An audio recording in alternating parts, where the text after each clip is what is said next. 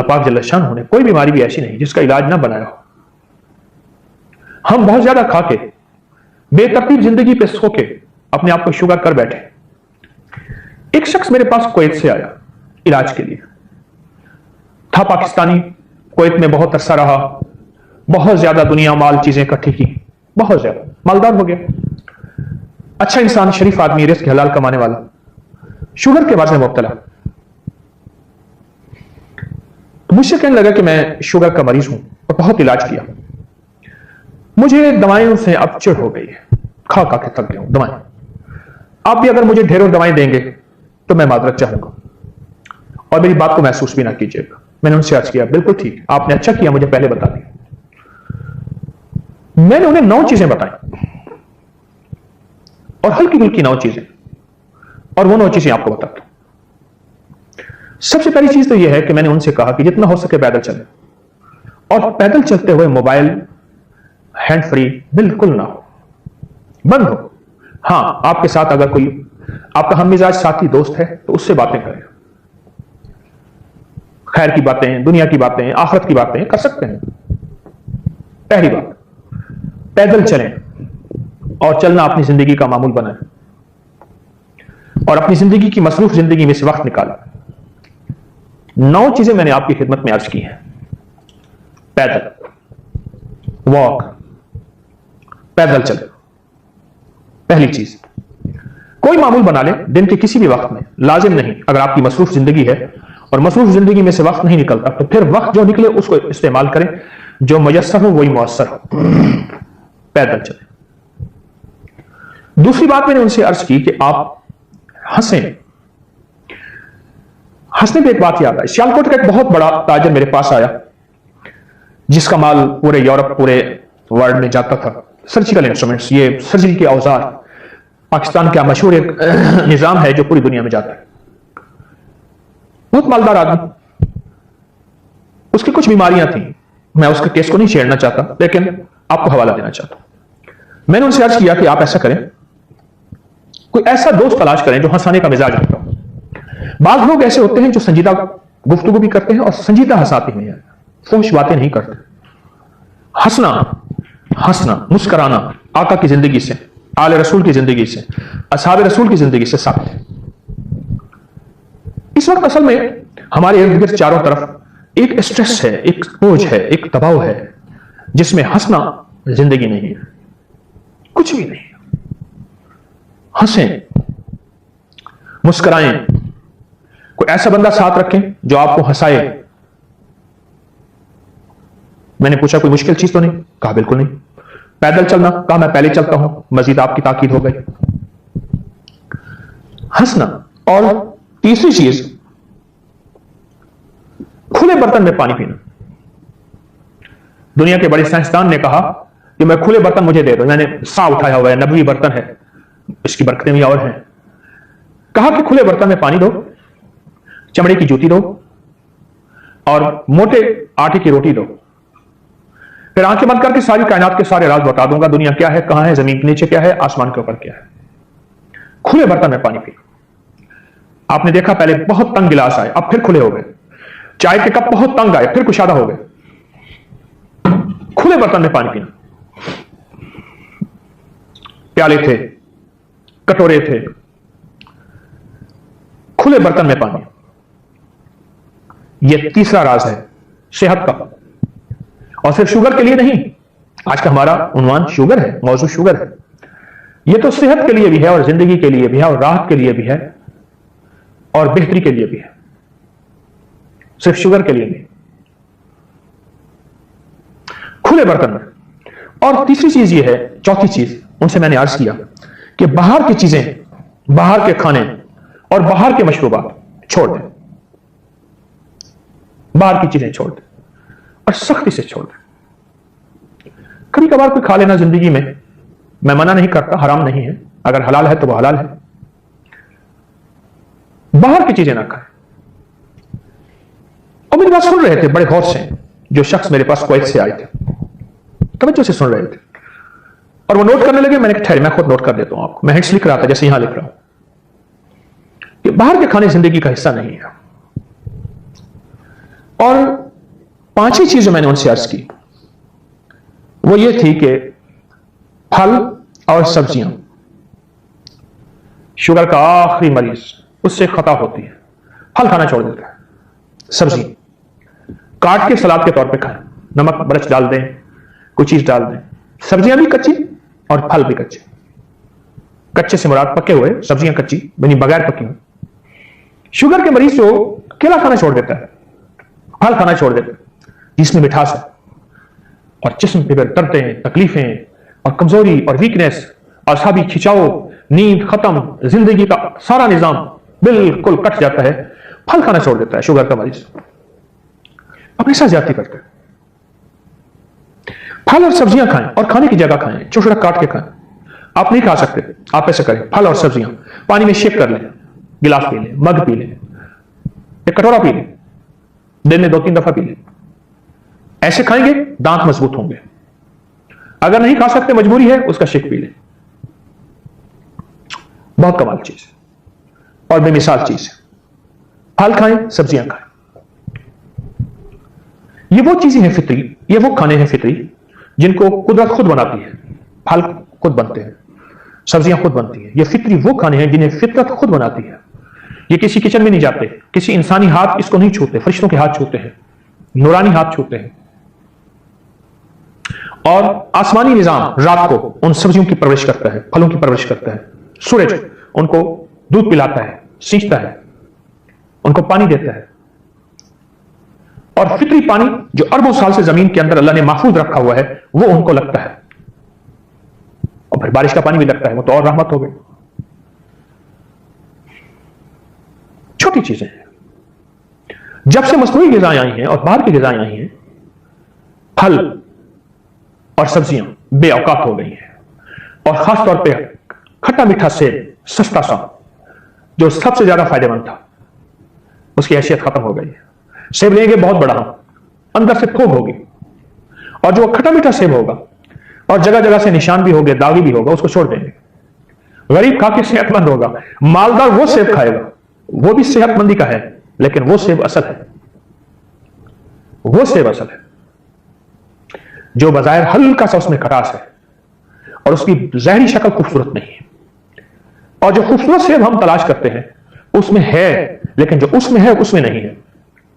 खूबसूरत सेब में है सेहत, तंदुरुस्ती, जिस्मानी कैफियत, ताकत, सब कुछ है, लेकिन जो उस सस्ते सेब में है, जो आम ठेलियों में बिक रहा होता है, वो उसमें नहीं है। फल और सब्जियां खाएं, वरना इनका शेक पिए। छठी चीज मैंने उनसे अर्ज की कि तेल से दोस्ती और तौलिए से दुश्मनी। तेल से दोस्ती, नहाने के बाद, तौलिया वैसे आप वजू करें वैसे कर सकते हैं, दुश्मनी से मुराद ये नहीं कि उसको नहाने के बाद, खासतौर पे सर्दी है या गर्मी, अपने जिस्म पे तेल लगाएं। मैं इसकी एक बात आपको सुनाऊं। जितना साबुन का और अल्कली चीजों का या साबुन जैसी और चीजें जिससे हम नहाते हैं, इसका इस्तेमाल जितना अब शुरू हुआ है, इससे पहले नहीं था। इससे पहले अब भी देहात में खवातीन उसी साबुन से कपड़े धोती हैं, उसी कपड़े धोने वाले साबुन से नहा लेती हैं। बाल भी लंबे, सेहत भी बेहतरीन। तेल से दोस्ती करें। हल्का सा नहाने के फौरन बाद तेल मले ऐसे अपने बदन को, फिर हल्का सा तेल मले, फिर हल्का सा तेल मले, और इस तरह फिर हल्का सा तेल सर को, गर्दन को, टांगों, रानों के अंदर, पांव को, उंगलियों के अंदर, पांव की उंगलियों के अंदर। बस उसके बाद पानी ना भाइएगा, क्योंकि जिस्म गर्म हो जाता है। गर्म ठंडा इकट्ठा ना कीजिएगा। गर्म लोहे को पानी डालें, लोहा फट जाता है। इंसान क्या है? तेल से दोस्ती करें। मैंने कितने केस शुगर के मारे हुए बेचारे बिल्कुल मुर्दा हुए पड़े थे। एक वक्त था कि जिंदगी में वो खिलाड़ी थे किसी, और बड़े लाजवाब थे और काम करने वाले थे और मेहनत करने वाले थे। शुगर ने उन्हें निढाल कर दिया। तेल से जब दोस्ती की और नहाए, पानी थोड़ा जिस्म पे बहे, थोड़ा बहे, लेकिन ज्यादा देर तक बहे, उसके लिए बेहतरीन शावर है। तेज ना खोलें शावर। अगर शावर नहीं है तो आप डब्बा डालें, हल्का हल्का डालें, सर पे डालें, पूरे बदन पे गिरे, लेकिन ज्यादा देर तक। थोड़ा पानी ज्यादा देर बहाएं। जिस्म पानी के नीचे ज्यादा देर रहे, और फिर तेल लगाए। जैतून का तेल है, गिरी का कोकोनट ऑयल है, बादाम का तेल है, तिलों का तेल है, सरसों का तेल है। मेरी बातों को सुन के वो शख्स हैरान हो, और उसकी तवक्को थी कि अब एक ढेर सारा नुस्खा लिखेगा, दवाइयां लिखेगा। ये 6 चीजें तो बता दी, अब ये शख्स दवाइयां लिखेगा। पहले ये दवाइयों का मारा और हारा हुआ मैं आया। मैं कह नहीं, दवाएं नहीं होंगी, दवाएं नहीं होंगी आपके लिए। इंशाअल्लाह जो मोती मैं चुन रहा हूं और दे रहा हूं, आप देखें तो फिर आपको क्या फायदा होगा। वो हैरान हो रहा था कि इन चीजों से वाकई में ठीक हो जाऊंगा। आजमाइश शर्त, लेकिन करे से चंद दिन, चंद हफ्ते करे से, 2-4 दिन करके छोड़े नहीं। तेल से दोस्ती करें, भवों पे तेल लगाए। जो शख्स नाखून काटेगा, नाखून काटने के बाद नाखूनों पे तेल लगा ले। आप चाहे तेल ऐसे लगा दें, लगा के आप चाहे तेल के चमकते ऐसे डालें। ये देखें, ये सारे नाखूनों में तेल लग गया। इधर डालें और ऐसे ऐसे कर लें, ये सारे के सारे नाखूनों में तेल लग गए। कभी आंखों से अंधा नहीं होगा, नजर कमजोर नहीं होगी, आसाब कमजोर नहीं होंगे, चेहरे का हुस्न शबाब नहीं जाएगा और झुर्रियां जल्दी नहीं आएंगी। समात, कान, जिस्म और सबसे बड़ी याददाश्त लाजवाब रहेगी। इस तरह पांव के नाखून काटते हुए तेल लगा दें। ये मैं अगला पॉइंट, उसको मैंने 7वां बताया, तेल लगाना। किसको? नाखून को, नाखून को तेल लगाना। एक चीज खास तौर पे अर्ज करूंगा, आप लोगों के पांव के नाखून देखेंगे अक्सर बढ़े हुए होंगे, क्योंकि वो जुराबों में, सॉक्स में, मोजों में, जूते में बंद होते हैं, नजर नहीं आते।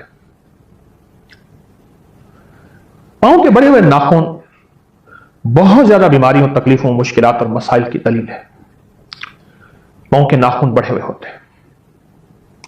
हाथ के नाखून, चूंकि हाथ हर वक्त नजर आता है, इसलिए इस पे नजर रखते हैं कि हाथ का नाखून जो है, और पांव नजर नहीं आता, इसलिए उस पर नजर नहीं रखते, उस पर तवज्जो नहीं देते। बड़े अहलुल्लाह का, अल्लाह वालों का यहां तक कौल है, और वो आजमुदा है, कि जिसके नाखून बढ़े हुए होंगे वो रिस्क, सेहत और सुकून, 3 चीजें। दौलत है, सुकून नहीं है। दौलत है, सेहत नहीं है, तो फायदा अपना हुआ। रिस्क, सेहत और सुकून, टेंशन का मारा हुआ, दुखों का मारा हुआ, उसमें मुब्तला जरूर होगा। पांव के नाखून बढ़े हुए बहुत खतरनाक चीज है और बहुत खतरे की बात है। पांव के नाखून बढ़े हुए, पांव के नाखून न बढ़ाएं। पांव के नाखून के नीचे हमेशा, और हाथ के नाखून के नीचे हमेशा, साइंस कहती है हमारे इंटेस्टाइन जो वर्म्स होते हैं, उनके जो अंडे हैं, आंतों के कीड़ों के अंडे हमेशा यहीं जन्म लेते हैं। और हमारी रूहानी दुनिया कहती है शयातीन और खबीस चीजें नाखून के नीचे परवरिश पाती हैं, और फरिश्ते और रूह की दुनिया भवों के नीचे परवरिश पाती है। साइंस अपनी जरासीम की थ्योरी को बयान कर रही कि उनमें एग्स होते हैं, और वो एग्स हमारे खाने के दरमियान हमारे अंदर जा रहे होते हैं, आंतों के कीड़ों के। Thread worm, tape worm, round worm. आंतों के कीड़ों की 3 किस्में हैं, धागे की तरह, टेप वर्म, ये कद्दूदाने, राउंड वर्म, मलहब, बड़े बड़े कीड़े। जो शख्स इसको तेल लगाएगा और पांव के नाखून को काटेगा, और शुगर का मरीज अगर है तो वो समझ लें कि हर दफा अगर पांव नाखून काट रहा तो अपनी उम्र के साल बढ़ा रहा, और अपनी जिंदगी को नई जवानी, नई सेहत, नई तंदुरुस्ती, नई राहत दे रहा। पांव के नाखून पे अपनी तवज्जो बढ़ा लें, बेशुमार मरीजों, मर्जों, बीमारियों, तकलीफों से आप बच जाएंगे। मैं आपको सच कह रहा हूं, पांव के नाखून पे अपनी तवज्जो बढ़ाइए और पांव के नाखून पे तेल लगाएं। ये तेल, हमारी जो छठा पॉइंट था, नुक्ता था, वो जिस्म पे तेल, उसके बाद तौलिया नहीं। 7वां जो नुक्ता है, हाथ और पांव के नाखून पे तेल। और जो 8वां मोती दे रहा हूं वो है सोते हुए पांव की पिंडलियां और पांव पे तेल। इसको ना भूलें। हमने एक पोस्ट डाली थी कि पांव पे और पिंडलियों पे तेल लगाने की। करोड़ों लोगों ने उससे फैज हासिल किया, इस्तिफादा हासिल किया। और इतना ज्यादा कि कोई कहते हैं मेरी नींद बेहतर हो गई, कोई कहते हैं मेरा शुगर खत्म हो गया, कोई कहते हैं मेरी ईंठन दर्दें खत्म हो गई, किसी ने कहा मेरा हाफजा तेज हो गया, किसी ने कहा मेरी नजर तेज हो गई, किसी ने कहा जो सारा दिन थका बुझा बुझा रहता था वो ठीक हुआ, किसी ने कहा कि मुझे थोड़े वक्त में मेरी नींद ज्यादा बेहतर हुई और थकान नहीं होती थी।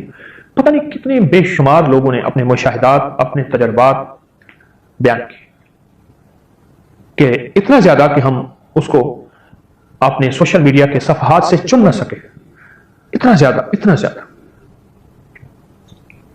पहले जो बुजुर्ग थे, बूढ़े थे और बड़े थे, वो 3 चीजों को तेल पिलाते थे। एक जुत्ती को, एक अपने डंडे को और एक अपने बदन को।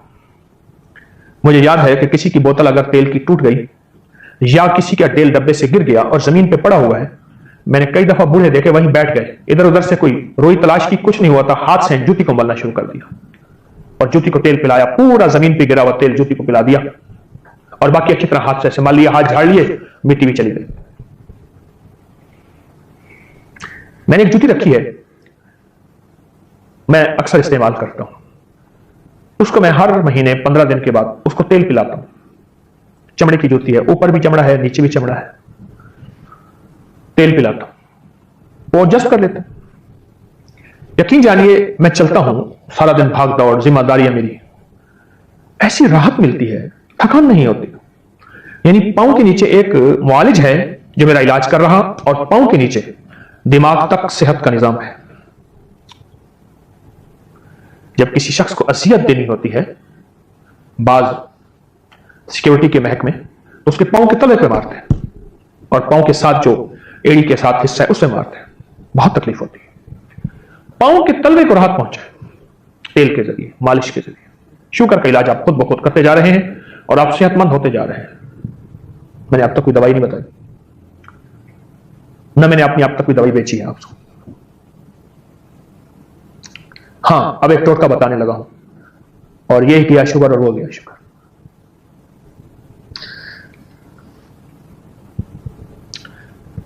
अब 9वां हमारा नुक्ता जो है, 8वां था पांव और पिंडलियों को तेल लगाना, पांव और पिंडलियों को तेल लगाना।